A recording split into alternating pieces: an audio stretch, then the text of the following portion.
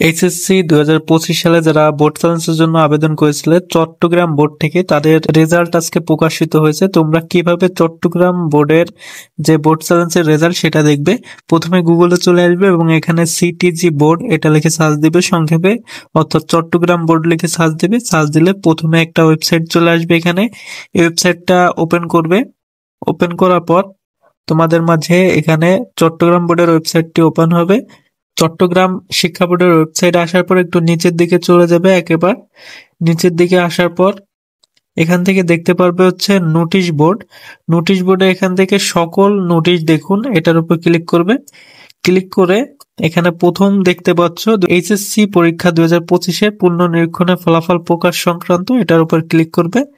Click করলে এখানে দেখতে পারবে যে পিডিএফটা চলে আসবে, উচ্চ মাধ্যমিক সার্টিফিকেট এইচএসসি পরীক্ষা পুনর্নিরীক্ষণ ও ফলাফল সংক্রান্ত বিজ্ঞপ্তি। তো এটাকে ওপেন করলে এখানে তোমাদের যে রেজাল্ট গুলো রয়েছে সেই রেজাল্ট গুলো এখানে দেখাবে।